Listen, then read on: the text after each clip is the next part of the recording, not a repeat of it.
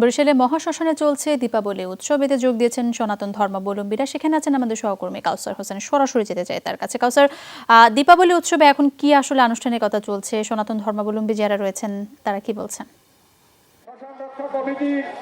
মাননীয় সভাপতি এবং সম্পাদক মহোদয়,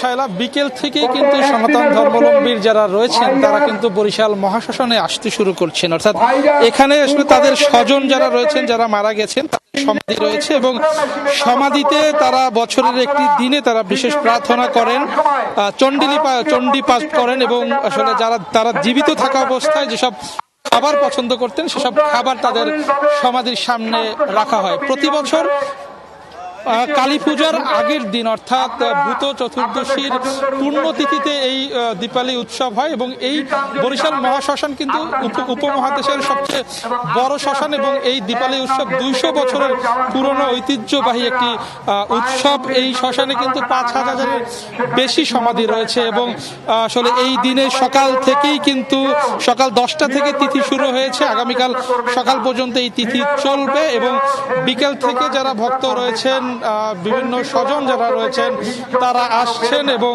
বিশেষ প্রার্থনা করছেন। এবং করোনার এই সময়টাই কিন্তু যারা আয়োজক কমিটি রয়েছেন, শ্মশান কর্তৃপক্ষ রয়েছেন, তারা কিন্তু ভক্তদের জন্য বিভিন্ন দিক নির্দেশনা দিয়েছেন। তারা বলছেন নো মাস্ক নো এন্ট্রি, অর্থাৎ মাস্ক ছাড়া কেউ শ্মশানে প্রবেশ করতে পারবেন না এবং সেই নির্দেশনাই কিন্তু ভক্তরা মেনে চলছেন এবং আজ সারা রাতে কিন্তু ভক্তরা আসবেন এবং তারা তাদের স্বজনদের সমাধিতে প্রদীপ প্রজ্বালন করেছেন, বিশেষ প্রার্থনা করছেন, তাদের পছন্দের খাবার পরিবেশন করছেন এবং তারা কিন্তু বলছেন যে এই দিনে তারা তাদের স্বজনদের আত্মার শান্তি কামনার পাশাপাশি বাংলাদেশ সহ বিশ্ব যাতে করোনা ভাইরাস থেকে মুক্ত হতে পারে সেই প্রার্থনা করছেন।